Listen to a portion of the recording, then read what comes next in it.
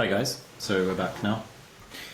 Um, so I just got a question from someone about the diffuse shadows on the um, background. So behind I think this one is the one they're referring to. So both of them have quite sort of diffuse shadows. Um, and the question was how to get that kind of diffuse soft shadow to read correctly. There's a few different ways you can go about it. So one option would be mixing up a matched value to your background in terms of gray. So if you remember, our initial background value was just black mixed with titanium white, so it's easy to remember what we need to mix for this, and then the shadows were just black. So that's one thing you could do, is kind of mix up that. You'd have to patch in the whole of this area and then start to blend into just pure black. That's probably, to be honest, going to be a more surefire way of getting a really good blend with that shadow in the background. But it's going to take a bit of time. So depending on how much time you have for things, the other option is, and this kind of starts to cover glazing, which is something I wanted to talk to you a bit about. The other option is just to do a glaze. Knowing that we're working just with black shadows over the gray, we could work with basically a transparent wash of black paint that just gets gradually kind of more fuzzed out the further away it gets from the shadow being cast. So basically what's happening, if I kind of swivel across a bit and zoom out, for those of you who don't have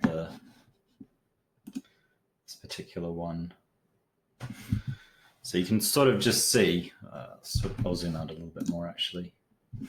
So you can see with these two branches,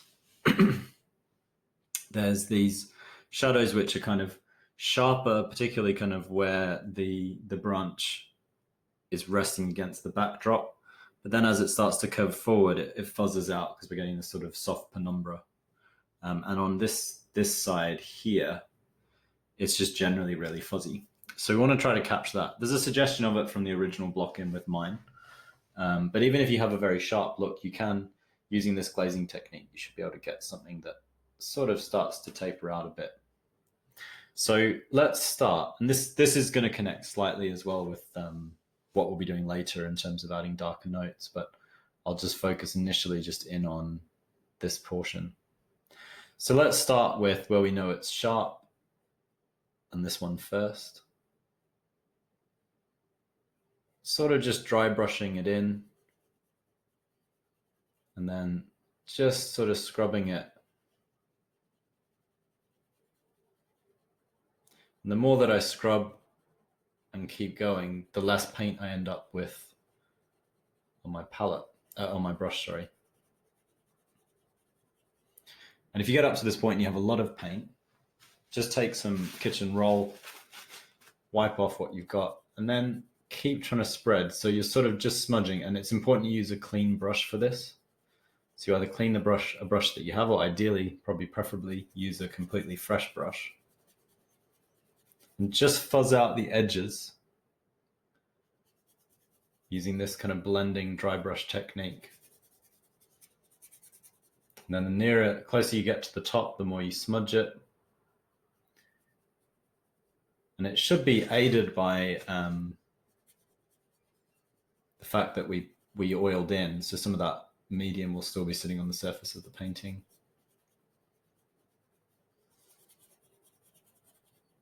But there you can see it getting more and more diffuse as it goes up and moves away from that branch. And you can just soften out the edge slightly, but you don't want that to be, you want that to be more crisp.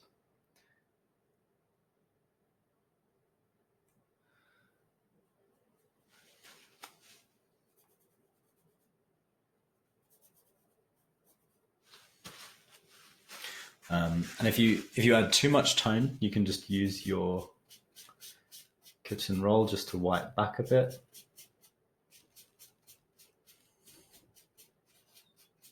You can also use it as a way to exaggerate the smudging. So that's that side reasonably nicely done. And we'll probably go back at near the end and just kind of refine that slightly as well, but gives you an idea of how to approach it. And then the same goes for this right hand side. So we'll do the same thing on the right. So just taking a bit of black, tiny bit of medium mixed in, and then just immediately to the right here, it's pure black.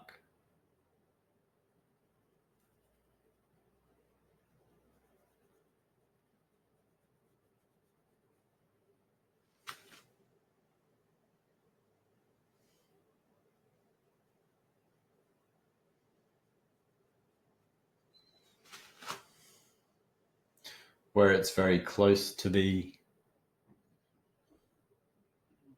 branch, it goes nice and sharp. But again, as it starts to kind of move away from the branch, it fuzzes out up here. So as I say, if you've got too much paint on your brush, just wipe it off with kitchen roll and then just smudge it out. So this is called dry brushing. So you're sort of dry brushing a glaze, basically. A glaze is when you paint something darker over something lighter that's transparent.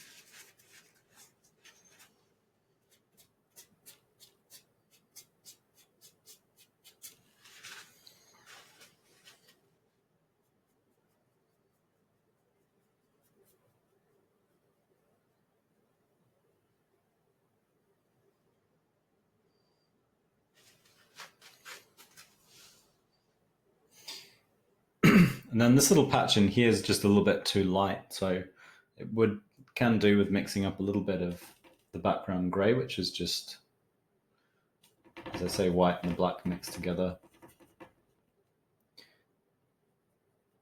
to a matching value. It's just a case of either adding more or less black to the white mixture. And then, so this is the sort of alternative. You could do this with larger areas, but I'm just using in-between values to kind of create more of a blended transition out.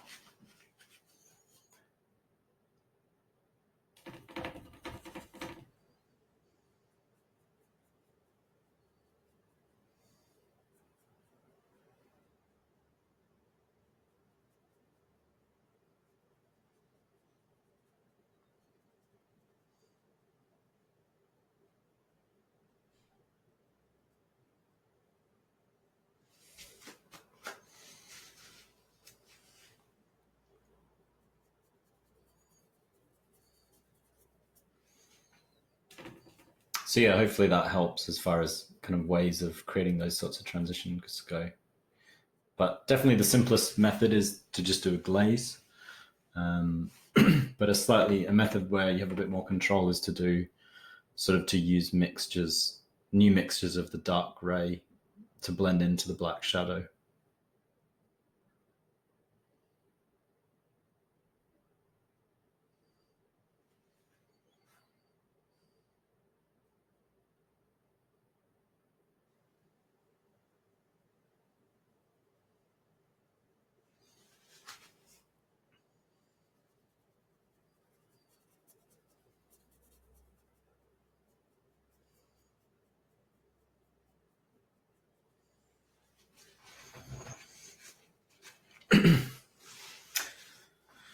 So we'll go back to the skull now.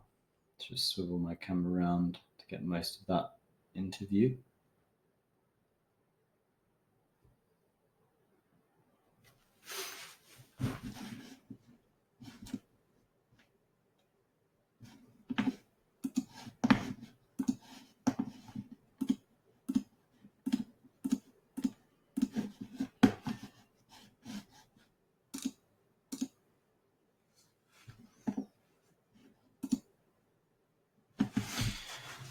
And we're going to carry on where we left off. So still using those, got my 3 brushes out, these 3 smaller brushes. We're going to be using those little notes that I mentioned, sort of where I had sort of darker little indents. Use those as the basis for creating a sense of texture. So, for example, this one up here goes a little bit darker, kind of into the core of that indent on the right-hand side.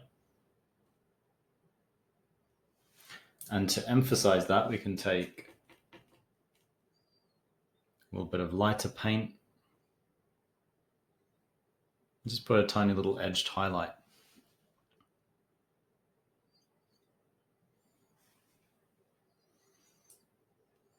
So even little indents are going to have some point where they're going to be lighter or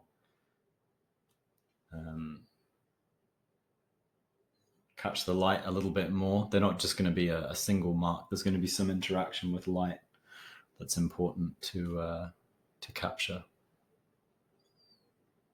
So wherever we have these cracks, we're looking for where we then get a ridge that's, say, a highlight. Very often when the light's coming from one side, if there's a crack, you'll have a shadow on the left-hand side where the crack is, and then on the right-hand side a little bit of a section that catches the light, and we have a bit of a highlight. So, for instance, along this crack, you can have a highlight form like that.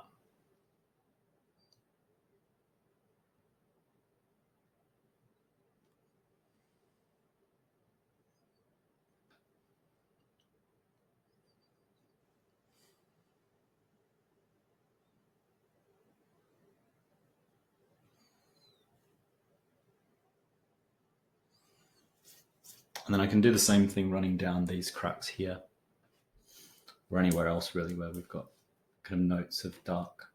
And that's partly how we start to develop kind of a sense of texture in a fairly simple, straightforward way.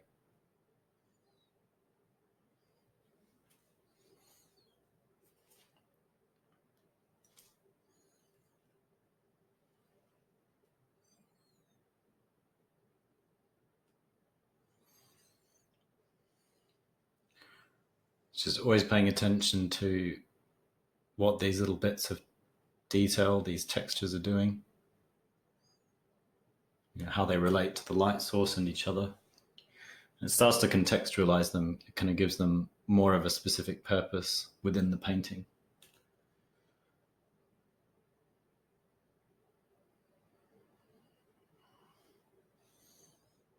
So you're not just whacking them on top.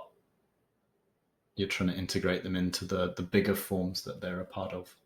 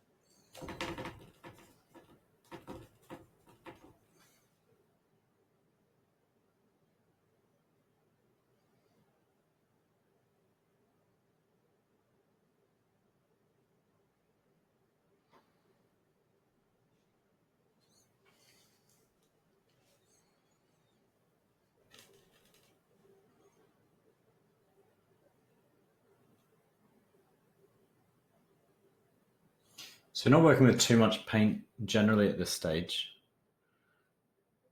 If you overload the brush, it will be a bit harder to kind of manage all your blendings. So try to get familiar with what feels like a comfortable amount of paint to add. It's tricky because you don't want too little paint. You'll start to dry brush too much and you won't be making an impact. But equally, you don't want too much paint on the brush because it will start to get a bit too messy, the surface.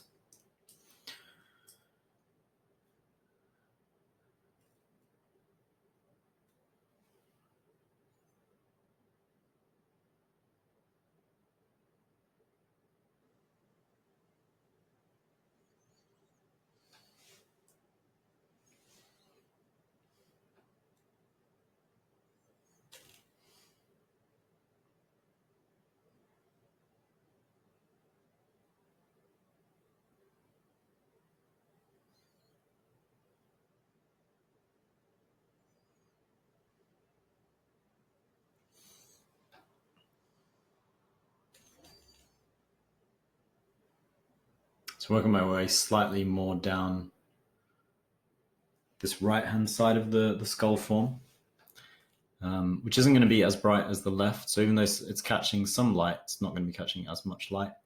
And the same will go for all the highlights. So even though there are going to be some points in the texture where we want sort of light to catch like that, we don't want them to be quite as bright as the left-hand side. So we're always trying to create that sense of sort of this bit here just being the brightest section.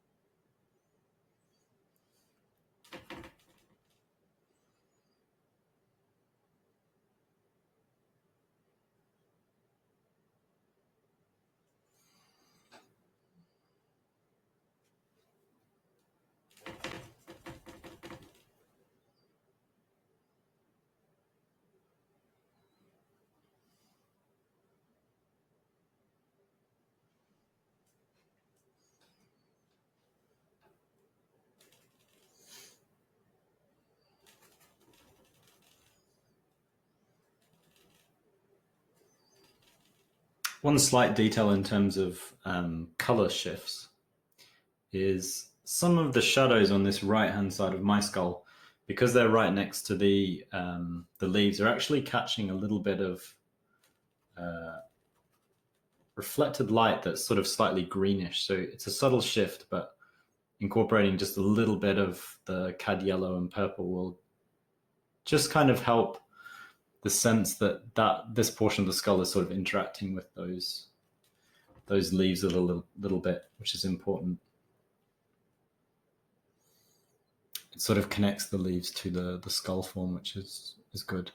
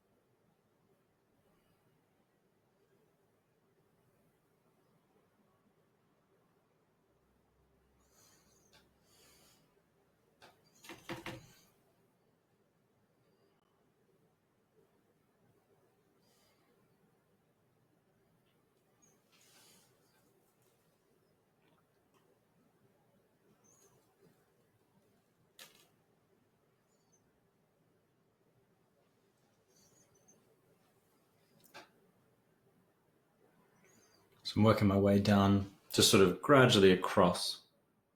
I'm mostly kind of just building towards things being a little bit lighter or darker. They're all subtle shifts.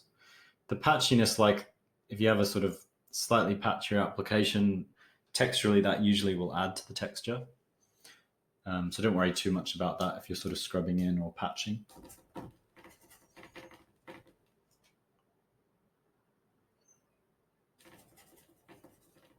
If it works to do like a bigger, more confident brushstroke, definitely go for it though.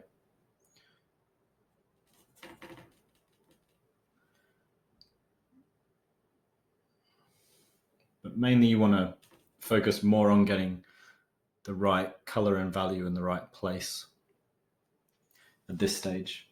So when you're first sort of starting out with the painting.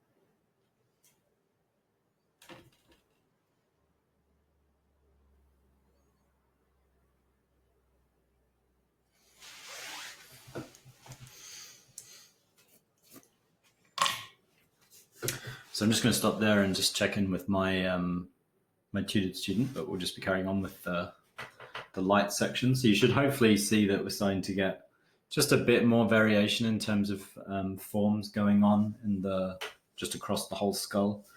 Still keeping this sense that the right-hand side here is just a bit darker than the left-hand side. So we're trying to just keep that sense of the whole form turning towards the light. And also there's just a kind of sense of some of those greens starting to filter into the reflected lights through this sort of portion. But yeah, I'll be back in a moment.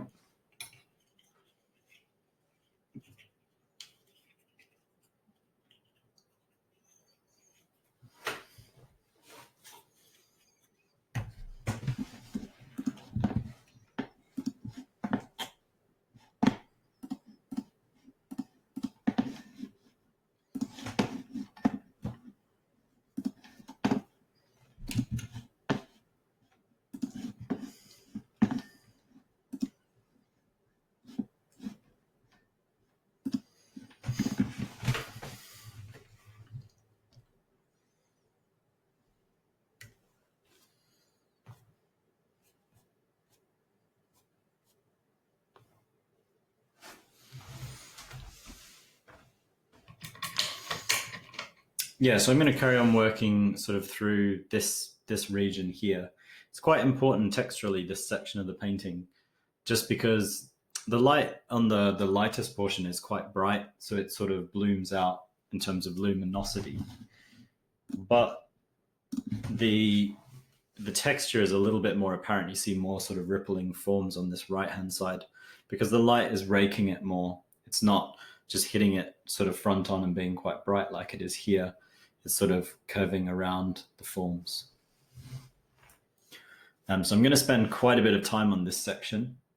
probably almost through till about 5:30, maybe a bit further. Then we'll be dropping down to kind of carry on with these other forms.